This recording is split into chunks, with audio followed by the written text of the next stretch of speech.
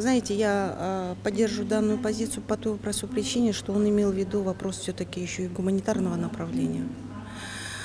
Потому что когда нам тяжело, нам всегда оказывается помощь. И мы должны, знаете, жизнь такого плана и такая штука, что друг друга не поддерживая, даже в вопросах гуманитарных, не всегда это хорошо. Потому что на самом деле то, что происходит, нам это все больно. Оба народа наши братские народы. Вот, и оба страдают. И где-то мы должны на самом деле обратить внимание, где-то мы должны подсобить, помочь. И я считаю, это нормальное явление. Вот, тем более, что основное количество наших мигрантов находится в Российской Федерации. И вы все знаете, по отношению к другим, я немножко некорректно, конечно, скажу, но наши мигранты находятся в более привилегированном положении. И это все-таки отношение государства, отношение правительства, отношение президента к этому вопросу. Я думаю, что здесь вот мы должны в гуманитарном плане поддержать обязательно. Мен ар бир өлкөнүн бүтүндүгүн мындай айтканда урматтайм, сыйлайм, ал сакталыш керек. Украина болобу, Россия болобу, биздин өлкө болобу, башка өлкө болобу, анын бүтүндүгүнө эч ким тийишпеш керек. Биз ошону сыйлашыбыз керек.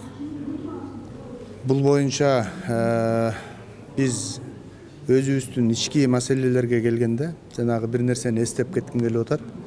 Бир жерге барып алып, абышкасы менен кемпири сүйлөп атат дейт, абышкасы айтып атат дейт, дүйнөдө тынчтык болсун, дүйнөдө тынчтык болсун, өлкөдө тынчтык болсун десе, жанында турган айтып атат дейт да.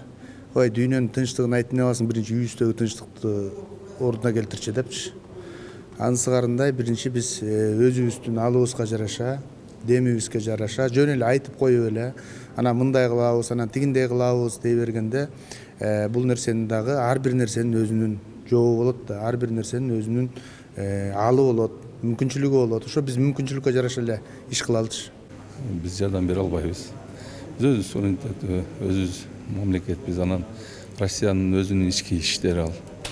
Биз ага да Украинадагы да бирдей мамиледебиз. Туура эмес болуп калат. Бул жакта ортоң жана нейтралдык эле алып турушубуз керек.